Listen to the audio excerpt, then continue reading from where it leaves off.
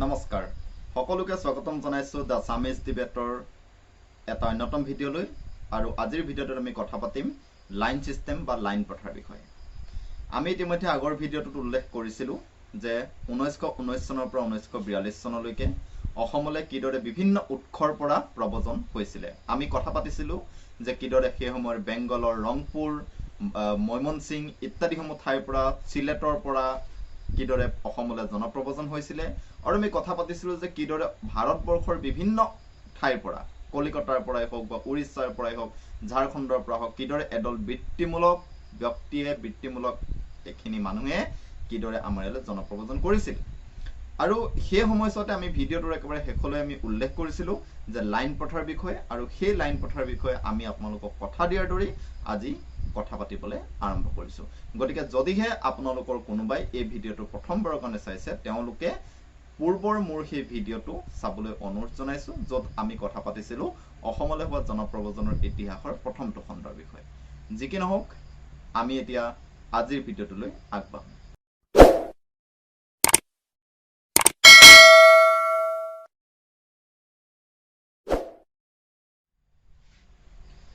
আমি ইতিমধ্যে কৈছিলো যে 1920 চনত নগাঁও জিলাৰ ডেপুটি কমিশনাৰে এটা বিশেষ নিয়ম প্ৰস্তুত কৰিছিলে আৰু সেই নিয়মটোকে কোৱা হৈছিলে লাইন প্ৰথা বুলি।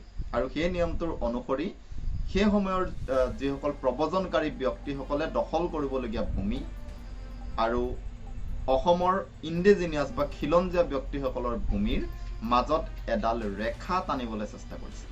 আৰু সেই সময়ৰ যি অসমৰ মূল নিবাসীসকল যিসকল জনজাতীয় লোকে হওক বা অসমৰ থলুৱা অসমীয়া ব্যক্তিসকল তেওঁলোকৰ ভূমি অবৈধ অনুপ্ৰৱেশকাৰীসকলৰ হাতৰ পৰা সুৰক্ষিত কৰিবলৈ চেষ্টা কৰিছিল আৰু সেই ব্যৱস্থাটোক আমি লাইন প্ৰথা বুলি চমুকে জানো। সেই লাইন প্ৰথাটোক যেতিয়া চৰকাৰে ৰাজহুৱাকে যেতিয়া প্ৰণয়ন কৰিবলৈ আৰম্ভ কৰিলে সেই সময়ছোৱাতে মুছলিম লীগকে আৰম্ভ কৰি মুছলিমসকলৰ মাজত আৰু বিশেষকৈ প্ৰব্ৰজনকাৰী মুছলিমসকলৰ মাজত এক সাংঘাতিক এক পেনিক চিটুৱেশ্যনৰ সৃষ্টি হ'ল। তেওঁলোকে আন্দোলন কৰিলে, তেওঁলোকে দাবী জনালে যে লাইন প্ৰথা বাতিল কৰিব লাগে। আৰু সেই দাবীৰ ফলতেই 1937 চনত এখন কমিটি স্থাপন কৰা হ'ল হকেনহাল চাহাবৰ নেতৃত্বত। হকেনহাল চাহাবৰ অধ্যক্ষতাত হোৱা এই লাইন ব্যৱস্থাৰ পুনৰীক্ষণ কমিটিখনে সমগ্ৰ বিষয়টোৰ ওপৰত তেওঁলোকে আলোচনা কৰিলে, সমগ্ৰ বিষয়টো তেওঁলোকে ভালদৰে তদন্ত কৰিলে আৰু তদন্ত কৰি তেওঁলোকে পালে যে লাইন প্ৰথাক লৈ সেই সময়ছোৱাত অসমত 3 প্ৰকাৰৰ মানুহ আছিল। তাৰে প্ৰথম প্ৰকাৰৰ মানুহ আছিলে অনুপ্ৰৱেশকাৰীসকল। অনুপ্ৰৱেশকাৰীসকলে লাইন প্ৰথাক সম্পূৰ্ণৰূপে নাকচ কৰিছিলে। তেওঁলোকে কৈছিলে যে আমাক লাইন প্ৰথা নালাগে, আমাক অধিক মাটিত আমি যাতে দখল কৰিব পাৰোঁ, অধিক মাটিত যাতে আমি খেতি কৰিব পাৰোঁ তাৰ বাবে চৰকাৰে ব্যৱস্থা কৰিব লাগে বুলি তেওঁলোকে কৈছিলে। অসমীয়া খিলঞ্জীয়া যিসকল ব্যক্তি মূল সুঁতিৰ অসমীয়া ব্যক্তিসকলে লাইন প্ৰথাৰ আকাৰ ইকাৰডাল লৰচৰ নোহোৱাকৈ প্ৰণয়ন কৰাটো বিচাৰিছিলে। আনহাতে অসমৰ সেই সময়ৰ যিসকল থলুৱা মুছলিম সেই থলুৱা মুছলিমসকলে কিন্তু লাইন প্ৰথাক লৈ এটা সাংঘাতিক দ্বিধাগ্ৰস্ততাৰ মাজত আছিল। তাৰে কিছুসংখ্যকে লাইন প্ৰথাক সমৰ্থন কৰিছিলে আৰু কিছুসংখ্যকে লাইন প্ৰথাক বিৰোধিতা কৰিছিলে। এইখিনি কথা উল্লেখ কৰিছিলে হকেনহাল চাহাবে। কিন্তু হকেনহাল চাহাবৰ সেই ৰিপৰ্টটোতে এটা আটাইতকৈ ইণ্টাৰেষ্টিং কথাটো হৈছে তেওঁ কিন্তু লাইন প্ৰথাক ইমপ্লিমেণ্ট কৰিব নালাগে বুলি কোৱা নাছিল। যি কি নহওক আমি এতিয়া আহিছোঁ 1939 চনলৈ। 1939 চনত তেতিয়াৰ প্ৰিমিয়াৰ গোপীনাথ বৰদলৈ ডাঙৰীয়া।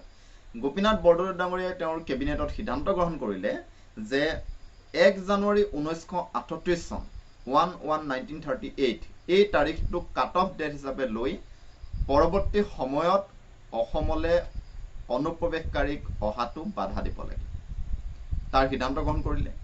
আৰু সেই সিদ্ধান্ত গ্ৰহণ কৰাৰ ফলত অৱধাৰিতভাৱেই সেই সিদ্ধান্তৰ তীব্ৰ বিৰোধিতা চলিলে। সেই সময়ছোৱাত মুছলিম লীগে ইয়াৰ সম্পূৰ্ণ বিৰোধিতা কৰিলে আৰু তাৰ লগতে কমিউনিষ্ট পাৰ্টি অফ ইণ্ডিয়া ভাৰতীয় সাম্যবাদী দলেও ইয়াৰ বিৰোধিতা কৰিলে। আৰু ইয়াৰ বিৰোধিতা কৰি তেওঁলোকে ক'লে যে কাট অফ ডেটটো ডিচেম্বৰ 1944লৈ বৃদ্ধি কৰিব লাগে। আপোনালোকে মন কৰিব যে এই দাবীটো জনোৱা হৈছিলে 1940 চনত, অৰ্থাৎ 1940 চনতেই তেওঁলোকে এইটো দাবী কৰিছিলে যে কাট অফ ডেট 1944 ডিচেম্বৰলৈ বৃদ্ধি কৰিব লাগে। যি কি নহওক সেই সময়ছোৱাত এই গোটেই বিষয়টোক লৈ কাট অফ ডেটটোক লৈ মুছলিম লীগে এক ব্যাপক তেওঁলোকে আন্দোলনৰ কাৰ্যসূচী গ্ৰহণ কৰিছিলে বা তেওঁলোকে সংগঠন কৰিছিলে। 1939 চনত যি ঘাগমাৰী কনফাৰেন্স, ঘাগমাৰী নামৰ ঠাইটুকুৰাত মুছলিম লীগৰ যি অসম প্ৰদেশৰ কনফাৰেন্স হৈছিলে, তাত সেই সময়ৰ MLA মঈনুদ্দিন আহমেদ চৌধুৰী আৰু হামিদ খান আৰু আব্দুল খালেক, এই তিনিজন MLA এই যিটো ব্যৱস্থাটো লাইন প্ৰথা আৰু কাট অফ ডেটটোক লৈ তেওঁলোকে তেওঁলোকৰ মতামত জনাইছিলে আৰু ইয়াৰ তীব্ৰ বিৰোধিতা কৰিছিলে। আৰু সেইদৰে অনুপ্ৰৱেশকাৰী মুছলিম যি ঠাইত বেছিকৈ আছে, সেই ঠাইসমূহত অৰ্থাৎ অনুপ্ৰৱেশকাৰী মুছলিম ডমিনেটেড ঠাইসমূহত মুছলিম লীগে ব্যাপক প্ৰচাৰ কৰিছিলে। তেওঁলোকে ঢোল পিটি প্ৰচাৰ কৰিছিলে যে আমি লাইন প্ৰথাক সম্পূৰ্ণৰূপে নাকচ কৰিম, আমি কাট অফ ডেট সম্পূৰ্ণৰূপে নাকচ কৰিম আৰু অনুপ্ৰৱেশকাৰী মুছলিমসকলে যাতে সকলো সুবিধা লাভ কৰে তাৰ ব্যৱস্থা কৰিম, তেওঁলোকে এইখিনি প্ৰতিশ্ৰুতি দিছিলে। যি কি নহওক, তাৰ পৰৱৰ্তী সময়ছোৱাৰ প্ৰিমিয়াৰ হ'ল ছাৰ ছৈয়দ ছাদুল্লাহ, আৰু ছৈয়দ ছাদুল্লাহে 1940 চনত এখন কনফাৰেন্স আয়োজন কৰিলে আৰু সেই কনফাৰেন্সখনত তেওঁ লেণ্ড ডেভেলপমেণ্ট স্কিম বা ভূমি উন্নয়ন আঁচনি শীৰ্ষক এখন আঁচনি ৰূপায়ণ কৰিলে বা আঁচনি ড্ৰাফ্ট তেওঁ উপস্থাপন কৰিলে। আৰু এই যিখন লেণ্ড ডেভেলপমেণ্ট স্কিমখন, আটাইতকৈ ডাঙৰ কথাটো হৈছে এই স্কিমখনে কিন্তু কাট অফ ডেট 1 জানুৱাৰী 1938 চনকে ল'লে। আৰু তাৰোপৰি আটাইতকৈ ডাঙৰ কথাটো হৈছে যে সমগ্ৰ যি ৱেষ্টলেণ্ড বা পতিত ভূমিক কেইবাটাও ভাগত ভাগ কৰিলে আৰু কেইবাটাও ভাগত ভাগ কৰি অসমৰ জনজাতিৰ ব্যক্তিসকল, SC অৰ্থাৎ শিডিউল কাষ্ট ব্যক্তিসকল, অনুসূচিত জাতি, তেওঁলোকৰ বাবে আৰু ট্ৰাইবেলসকলৰ বাবে ভূমিৰ সংৰক্ষণৰ ব্যৱস্থা কৰিলে আৰু ইমিগ্ৰেণ্টসকল অৰ্থাৎ অনুপ্ৰৱেশকাৰীসকলৰ কাৰণেও মাটিৰ যোগাৰ কৰিবলৈ আৰম্ভ কৰিলে বা মাটিৰ যোগাৰ কৰাৰ ব্যৱস্থা কৰিলে। আৰু এইখনতে এই আঁচনিখনৰ অৰ্থাৎ যিটো লেণ্ড ডেভেলপমেণ্ট স্কিমৰ আটাইতকৈ মন কৰিবলগীয়া কথাটো হৈছে যে 30% পতিত মাটি এৰি দিয়া হৈছিল ভৱিষ্যত প্ৰজন্মৰ যি বাবে, অৰ্থাৎ ভৱিষ্যত প্ৰজন্মই যাতে পুনৰ যাতে ৰিজাৰ্ভ ফৰেষ্ট বা ইত্যাদিসমূহ যাতে মাটি দখল নকৰে, তাৰ বাবে 30% পতিত ভূমি ভৱিষ্যতৰ কাৰণে ৰাখি থৈছিলে। কিন্তু এই যে লেণ্ড ডেভেলপমেণ্ট স্কিমখন, এইখন ওপৰে ওপৰে শুনিবলৈ এখন অত্যন্ত ভাল লগা স্কিম, কিন্তু এই স্কিমখনক লৈও সমস্যাৰ সৃষ্টি হ'ল। মুছলিম লীগে ইয়াক পোনচাতে নাকচ কৰিলে আৰু তেওঁলোকে ক'লে যে ইমিগ্ৰেণ্টসকলৰ কাৰণে আৰু অধিক সুবিধাৰ প্ৰয়োজন, তেওঁলোকে কাট অফ ডেটটোক অস্বীকাৰ কৰিলে। আৰু সেইদৰে জাতীয় কংগ্ৰেছৰ সেই সময়ত লক্ষেশ্বৰ বৰুৱা তেওঁ MLA আছিলে, তেওঁ এই বিলখনক নাকচ কৰি তেওঁ ক'লে যে এই বিলখনে মণ্ডল পৰ্যায়ৰ যিসকল অফিচাৰ আছে, সেই মণ্ডল পৰ্যায়ৰ অফিচাৰসকলক সাংঘাতিক ক্ষমতাবান কৰি দিছে। যে মণ্ডল পৰ্যায়ৰ অফিচাৰজনে সিদ্ধান্ত ল'ব কোনখিনি মাটি ট্ৰাইবেলৰ কাৰণে, কোনখিনি মাটি শিডিউল কাষ্টৰ কাৰণে, কোনখিনি মাটি ইমিগ্ৰেণ্টছৰ কাৰণে আৰু 30% মাটিৰ ভিতৰত কোনখিনি পৰিব। গতিকে ক্ষমতাৰ অপব্যৱহাৰ হ'ব পাৰে বুলি তেওঁ কৈ এই বিলখন কংগ্ৰেছেও নাকচ কৰিলে। আৰু লগতে কংগ্ৰেছে ক'লে যে যদিও এই বিলখন শুনিবলৈ ভাল, কিন্তু বিলখনৰ মূলগত উদ্দেশ্য কিন্তু অনুপ্ৰৱেশকাৰী স্বাৰ্থ সুৰক্ষিত কৰি ৰখা।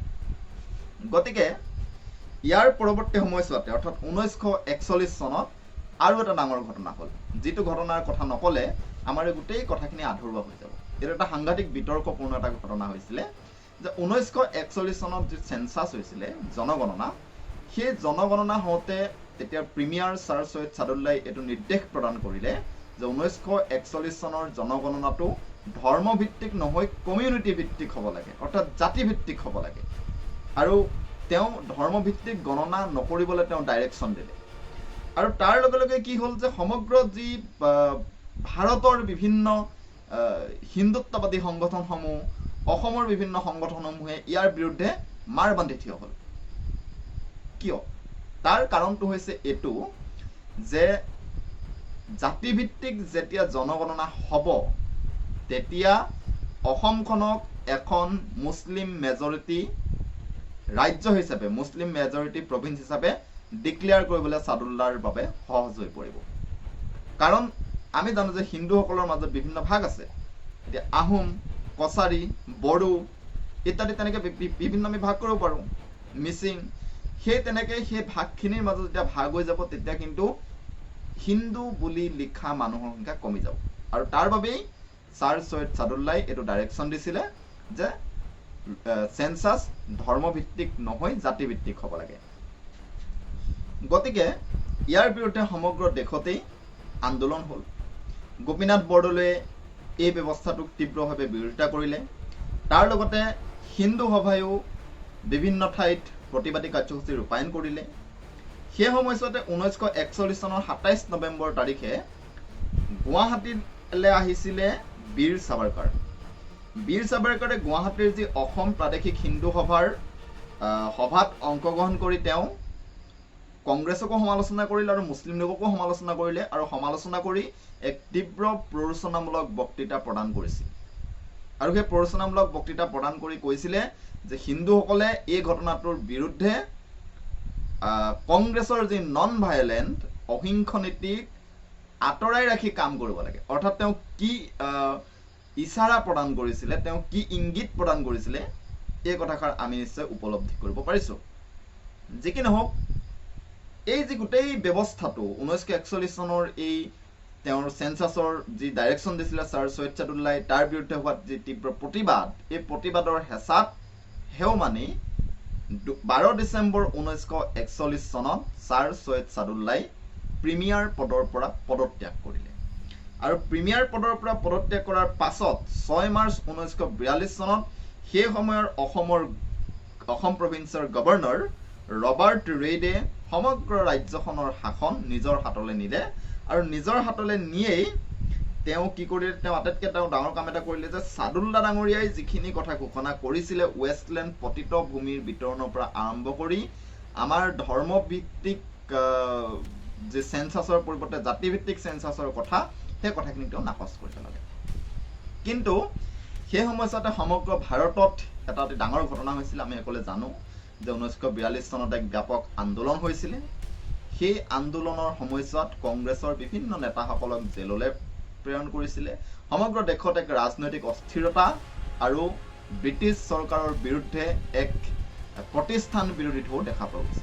গতিকে সেই সময়ছোৱাতে ৰবাৰ্ট ৰেইডে তেওঁ শাসনভাৰ এৰি ছাৰ সৈয়দ ছাদুল্লাক পুনৰবাৰ প্ৰিমিয়াৰ হ'বলৈ আহ্বান কৰিলে। আৰু সেইবাৰ প্ৰিমিয়াৰ হোৱাৰ পাছত ছাৰ সৈয়দ ছাদুল্লাক সেই সময়ত ৰূপনাথ ব্ৰহ্ম, ৰবিচন্দ্ৰ কছাৰী, কাৰ্কচন্দ্ৰ দলে ইত্যাদিসকল যি ট্ৰাইবেল লীগৰ নেতাসকলেও বাহিৰৰ পৰা সমৰ্থন জনাইছিলে। যি কি নহওক, ছাৰ সৈয়দ ছাদুল্লাই মুখ্যমন্ত্ৰী তথা সেই সময়ৰ প্ৰিমিয়াৰ হোৱাৰ পাছতেই তেওঁ এটা বৰ সাংঘাতিক কাম কৰিলে। সাংঘাতিক কাম হৈছে, আমি জানো যে আমাৰ মাটিৰ বিভিন্ন ভাগ আছে আৰু সেই ভাগৰ ভিতৰত অন্যতম এটা গুৰুত্বপূৰ্ণ ভাগ হৈছে গ্ৰেজিং, বা যাক আমি সংৰক্ষিত বনভূমি বুলি কওঁ। সেয়া পশুচাৰণৰ বাবেও হ'ব পাৰে বা সেয়া ফৰেষ্ট ৰিজাৰ্ভো হ'ব পাৰে। সেই যিখিনি গ্ৰেজিঙৰ মাটিখিনিও ইমিগ্ৰেণ্টসকলৰ বাবে, অনুপ্ৰৱেশকাৰীসকলৰ বাবে ছাৰ সৈয়দ ছাদুল্লাই মুকলি কৰি দিয়াৰ সিদ্ধান্ত গ্ৰহণ কৰিলে। আৰু তাৰ ফলতেই অসম জাতীয় মহাসভা, আহোম সভা, অসম প্ৰাদেশিক হিন্দু সভা, সদৌ অসম কছাৰী এছ'চিয়েশ্যন, সদৌ অসম যি মৌজাদাৰ এছ'চিয়েশ্যন ইত্যাদিসমূহ সংগঠনসমূহে এই সিদ্ধান্তটোৰ বিৰুদ্ধে তীব্ৰ প্ৰতিবাদী কাৰ্যসূচী ৰূপায়ণ কৰিলে। হিন্দু সভাই কৈছিলে যে গ্ৰেজিঙৰ মাটিখিনি অনুপ্ৰৱেশকাৰীসকলৰ বাবে মুকলি কৰি দিয়াৰ যি সিদ্ধান্ত গ্ৰহণ কৰিলে ছাৰ সৈয়দ ছাদুল্লাই, তাৰ ফলস্বৰূপে অসমখন পাকিস্তানৰ অংগ হ'বলৈ গৈ আছে। কাৰণটো হৈছে যে অসমত তেতিয়া মুছলিম মেজৰিটি হৈ পৰিব আৰু হিন্দু মাইনৰিটি হৈ পৰিব। এই কথাটো কৈছিলে হিন্দু সভাই। আৰু ঠিক সেইদৰে আমি এটা দিন মনত ৰাখিব লাগিব, সেইটো হৈছে 25 আগষ্ট 1944 চন। 25 আগষ্ট 1944 চনত অম্বিকাগিৰি ৰায়চৌধুৰীৰ নেতৃত্বাধীন অসম জাতীয় মহাসভাই সমগ্ৰ অসম জুৰি Assam land policy protest day, Assam ভূমি নীতি প্ৰতিবাদী দিৱস ৰূপায়ণ কৰিছিল অতি সফলতাৰে।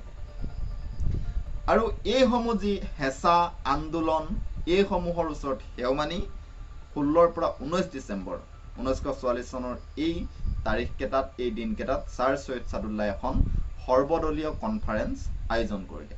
কিন্তু এই সৰ্বদলীয় কনফাৰেন্সখনত মন কৰিবলগীয়া, সৰ্বদলীয় বুলি কোৱা হ'লেও কিন্তু তেওঁ মুছলিম লীগক নিমন্ত্ৰণ নজনালে। আৰু 16 জানুৱাৰী 1945 চনত এই যি সৰ্বদলীয় আলোচনাটো কনফাৰেন্সখন তাৰ ৰিজলিউশ্যন পাছ হ'ল আৰু সেই ৰিজলিউশ্যনত এইখিনি কথা সিদ্ধান্ত লোৱা হ'ল। প্ৰথম কথা, যিখিনি ৰিজাৰ্ভ এৰিয়া আছিলে, ৰিজাৰ্ভ যিখিনি মাটি সংৰক্ষিত ভূমিখিনিক ইমিগ্ৰেণ্টছ তথা অনুপ্ৰৱেশকাৰীসকলৰ বাবে মুকলি কৰি দিয়া নহ'ব। 2 নম্বৰ কথা, 1938 চনৰ যিটো কাট অফ, সেই কাট অফটোক স্বীকাৰ কৰা হ'ব। 3 নম্বৰ কথা, ভূমিহীন ব্যক্তি হিচাপে সেইজনক স্বীকাৰ কৰা হ'ব যিজনৰ হাতত 5 বিঘাতকৈ কম খেতি মাটি আছে। আৰু 4 নম্বৰ কথাটো হৈছে যে এটা পৰিয়ালৰ বাবে সৰ্বাধিক থাকিব পৰা ভূমিৰ পৰিমাণ হৈছে 25 বিঘা। আৰু 5 নম্বৰ কথাটো হৈছে জনজাতি ব্যক্তিসকলৰ বাবে, ট্ৰাইবেলসকলৰ বাবে ভূমিৰ স্পেচিয়েল প্ৰটেকশ্যন থাকিব বুলি এই ৰিজলিউশ্যনখনে ঘোষণা কৰিলে। কিন্তু এই ৰিজলিউশ্যনখন পাৰ্লিয়ামেণ্টত পাছ কৰিব নোৱাৰিলে ছাৰ সৈয়দ ছাদুল্লাই। তাৰ কাৰণটো হৈছে ৰিজলিউশ্যনখনক কংগ্ৰেছেও বিৰোধিতা কৰিলে আৰু মুছলিম লীগেও বিৰোধিতা কৰিলে। মুছলিম লীগে বিৰোধিতা কৰাৰ কাৰণটো সম্পূৰ্ণৰূপে আমি সকলোৱে জানো, সেয়া হৈছে এই ৰিজলিউশ্যনখন মুছলিমসকলৰ বাবে, ইমিগ্ৰেণ্টছসকলৰ বাবে, অনুপ্ৰৱেশকাৰীসকলৰ বাবে সুবিধাজনক নাছিল। কিন্তু কংগ্ৰেছে কিয় বিৰোধিতা কৰিলে? কংগ্ৰেছে বিৰোধিতা কৰাৰ কাৰণটো হৈছে যে এই ৰিজলিউশ্যনখনত পুনৰবাৰ সেই মণ্ডল পৰ্যায়ৰ যিসকল অফিচাৰ, সেই মণ্ডল পৰ্যায়ৰ অফিচাৰসকলক অধিক শক্তিশালী কৰি দিয়া হৈছিল। আৰু তেওঁলোকে কৈছিলে আৰু তেওঁলোকে ভাবিছিলে যে মণ্ডল পৰ্যায়ৰ বিষয়াসকলে এই সমগ্ৰ ৰিজলিউশ্যনখনৰ মূল উদ্দেশ্যক বেলেগ দিশলৈ লৈ যাব। গতিকে কংগ্ৰেছৰ বিৰোধিতা কৰিলে। দুইফালৰ পৰা হেঁচা পৰিলে ছাৰ সৈয়দ ছাদুল্লাৰ ওপৰত। তেতিয়া ছাৰ সৈয়দ ছাদুল্লাই গোপীনাথ বৰদলৈ ডাঙৰীয়াৰ সৈতে এটা চুক্তি কৰিলে আৰু সেই চুক্তিখনকে কোৱা হয় বৰদলৈ ছাদুল্লা চুক্তি বুলি। সেই বৰদলৈ ছাদুল্লা চুক্তি অনুসৰি কেইটামান কথা সিদ্ধান্ত লোৱা হ'ল। যে প্ৰথম কথাটো হৈছে সেই সময়ছোৱাত 1942 গণ আন্দোলনৰ ফলত বন্দী হৈ থকা কংগ্ৰেছৰ সকলো নেতাক মুকলি কৰি দিব লাগিব। 2 নম্বৰ কথা, কংগ্ৰেছৰ ওপৰত থকা যি অগণতান্ত্ৰিক বেন, সেই অগণতান্ত্ৰিক বেনসমূহ উঠাই ল'ব লাগিব। কংগ্ৰেছে পুনৰ সভা সমিতি আন্দোলন কৰিব পাৰিব লাগিব। 3 নম্বৰ কথাটো হৈছে যে লেণ্ড ৰিফৰ্মেশ্যন পলিচি, ভূমি যি নীতি, সেই ভূমি নীতিৰ ওপৰত পুনৰবাৰ আলোচনা কৰিব লাগিব, অৰ্থাৎ ইয়াক ৰিফৰ্ম কৰিব লাগিব। আৰু গতিকে এই যে ছাদুল্লা বৰদলৈ এগ্ৰিমেণ্টৰ এক অংশ হিচাপেই 23/6/1946 চনত ছাৰ সৈয়দ ছাদুল্লাই প্ৰিমিয়াৰ পদৰ পৰা পদত্যাগ কৰিলে আৰু পদত্যাগ কৰি পুনৰবাৰ এইবাৰ বিদ্যানাথ মুখাৰ্জী, ৰোহিণী কুমাৰ চৌধুৰী, অক্ষয় কুমাৰ দাস ইত্যাদি কংগ্ৰেছ তথা আন দলৰ নেতাসকলক লৈ ছাৰ সৈয়দ ছাদুল্লাই পুনৰবাৰ এখন চৰকাৰ গঠন কৰিলে। আৰু এই চৰকাৰখনত আটাইতকৈ ডাঙৰ কথাটো হৈছে আটাইতকৈ যি বিতৰ্কিত বিভাগটো, অৰ্থাৎ ৰাজহ বিভাগটোৰ দায়িত্ব দিয়া হ'ল ৰোহিণী কুমাৰ চৌধুৰীৰ ওপৰত। এইটো এটা অত্যন্ত এটা শক্তিশালী মুভ আছিলে বা এটা শক্তিশালী পদক্ষেপ আছিলে ছাৰ সৈয়দ ছাদুল্লাৰ। কিন্তু এই যি বৰদলৈ ছাদুল্লা এগ্ৰিমেণ্ট, সেই বৰদলৈ ছাদুল্লা এগ্ৰিমেণ্টক লৈ সকলো পক্ষ সুখী নাছিল। তাৰে ভিতৰত এজন হৈছে সেই সময়ৰ অসম কংগ্ৰেছৰ সভাপতি মহম্মদ তৈয়াবুল্লাহ চাহাব। মহম্মদ তৈয়াবুল্লাহ চাহাবে মুছলিম লীগৰ সৈতে কৰা কংগ্ৰেছৰ আপোচক তেওঁ তীব্ৰ বিৰোধিতা কৰিছিলে আৰু তেওঁ সভাপতি হোৱাৰ বাবে তেওঁ নিজৰ ক্ষমতা প্ৰয়োগ কৰি এই যি এগ্ৰিমেণ্টখনক তেওঁ পাছ নকৰিলে বা কংগ্ৰেছে অনুমতি নিদিয়ে বুলি ক'লে। যেতিয়া কংগ্ৰেছে অনুমতি নিদিয়ে বুলি ক'লে তেতিয়া গোপীনাথ বৰদলৈয়েও তেওঁৰ যি সৈয়দ ছাদুল্লাৰ প্ৰতি সমৰ্থন, সেই সমৰ্থন উঠাই ল'বলৈ বাধ্য হ'ল আৰু গোপীনাথ বৰদলৈ সমৰ্থন উঠাই লোৱাৰ লগে লগেই ছাৰ সৈয়দ ছাদুল্লাৰ চৰকাৰখন ভাগি পৰিলে আৰু এইবাৰ অসমত চৰকাৰ স্থাপন কৰিলে গোপীনাথ বৰদলৈ ডাঙৰীয়াই। 1946 চনৰ 11 ফেব্ৰুৱাৰী তাৰিখে গোপীনাথ বৰদলৈ ডাঙৰীয়াই চৰকাৰ গঠন কৰিলে আৰু চৰকাৰ গঠন কৰিয়েই গোপীনাথ বৰদলৈ ডাঙৰীয়াই যিখিনি গ্ৰেজিঙৰ মাটি, সেই গ্ৰেজিঙৰ মাটিখিনিত এভিকশ্যন কৰিবলৈ আৰম্ভ কৰিলে। আৰু যেতিয়া বেদখল মুক্ত কৰাৰ যি কাৰবাৰ উচ্ছেদ কাৰ্য যেতিয়া গোপীনাথ বৰদলৈ আৰম্ভ কৰিলে, নিশ্চিতভাৱে উচ্ছেদ কাৰ্যৰ বিৰুদ্ধে মুছলিম লীগে তথা সমগ্ৰ ভাৰতৰ মুছলিমসকলে, মুছলিম মধ্যবিত্ত নেতাসকলে এক তীব্ৰ প্ৰতিবাদ গঢ়ি তুলিলে। আমি কেইটামান উদাহৰণ দিব বিচাৰিছোঁ। 1946 চনৰ 21 মাৰ্চ তাৰিখে যেতিয়া পুলিচে এভিকশ্যন কৰিবলৈ গ'ল, উচ্ছেদ চলাবলৈ গ'ল, তেতিয়া তাৰ যিসকল অনুপ্ৰৱেশকাৰীসকলে পুলিচক আক্ৰমণ কৰিলে। তাৰ বিনিময়ত পুলিচেও শূন্যলৈ গুলীচালনা কৰিলে আৰু তাৰ পিছদিনাখনেই সমগ্ৰ পৰিস্থিতিটো ইমানেই বেয়া হৈ গ'ল যে 5,000 ইমিগ্ৰেণ্টছ বা 5,000 অনুপ্ৰৱেশকাৰীয়ে পুলিচ থানা আক্ৰমণ কৰিলে আৰু পুলিচে ছেল্ফ ডিফেন্সৰ কাৰণে গুলী চলোৱাত 12জন ব্যক্তিৰ মৃত্যুমুখত পৰিছিল। এইটো এটা অত্যন্ত গুৰুত্বপূৰ্ণ ঘটনা।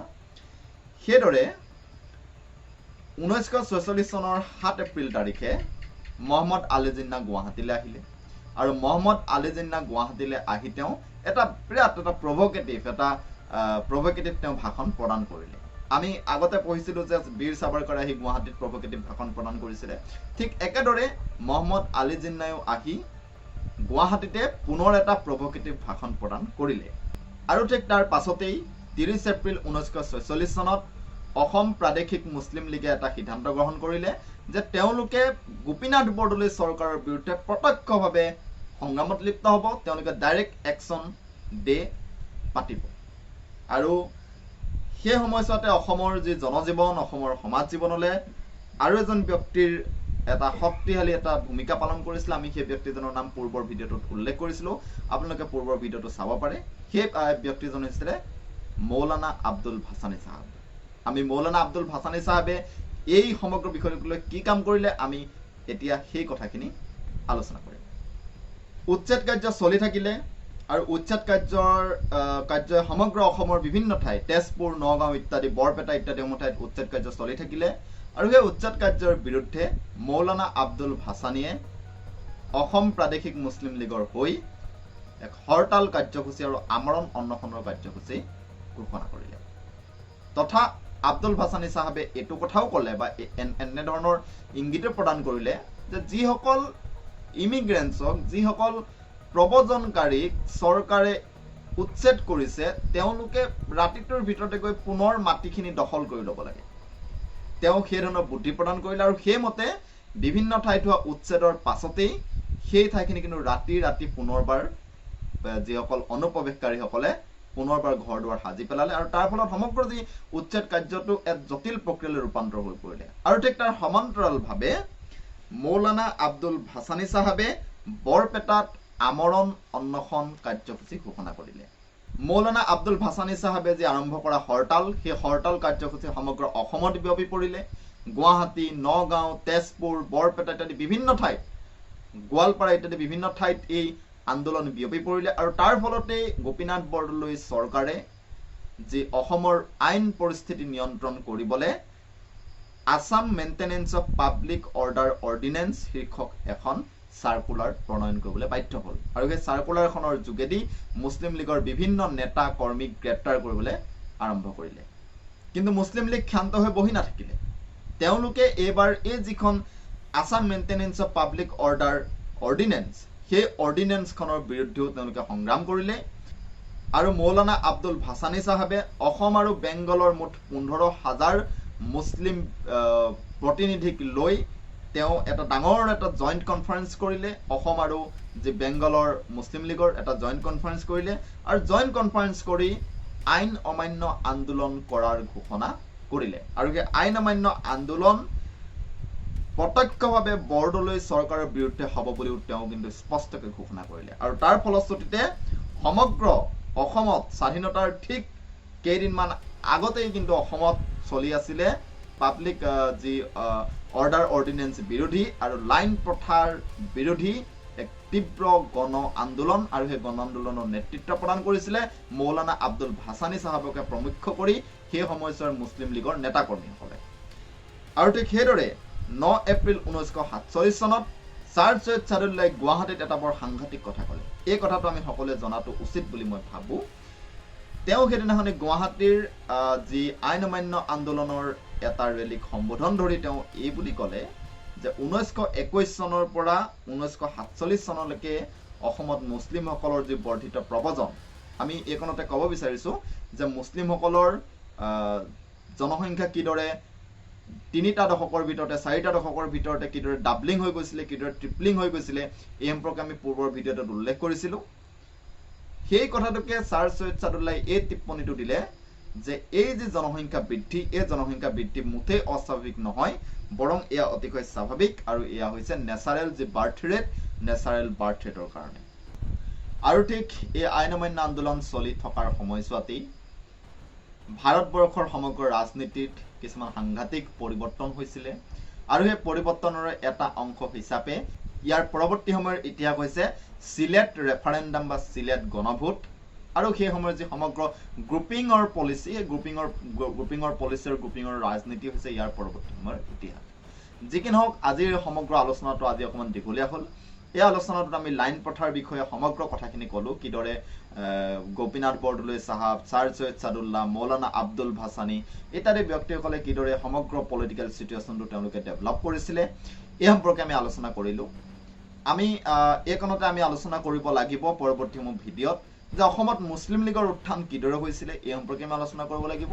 আৰু তাৰ পাছত আমি আলোচনা কৰিব লাগিব যে 1942 চনৰ বেংগলৰ দ্য গ্ৰেট ফেমাইন, এই সম্পৰ্কে আমি আলোচনা কৰিব লাগিব। গতিকে এই সমগ্ৰ কথাখিনি জানিবলৈ এই ইতিহাসৰ এই অসমৰ ইতিহাসৰ এক এৰাব নোৱাৰা অংশ এই দিনসমূহক আপোনালোকে বুজিবলৈ হ'লে আপোনালোকে চাই থাকিব লাগিব এই চেনেলটো। তাৰ বাবে আপোনালোকে ছাবস্ক্ৰাইব কৰক চেনেলটো, আৰু ছাবস্ক্ৰাইব কৰাৰ লগতে যি বেল আইকনটো দবাই দিয়ক, যাতে মই আপলোড কৰা প্ৰতিটো ভিডিঅ' আপোনালোকে পাই থাকে অতি সোনকালে। গতিকে সকলোকে পুনৰবাৰ অন্য এটা ভিডিঅ'ত লগ পোৱাৰ আশাৰে আজিলৈ ইমানেই, ধন্যবাদ।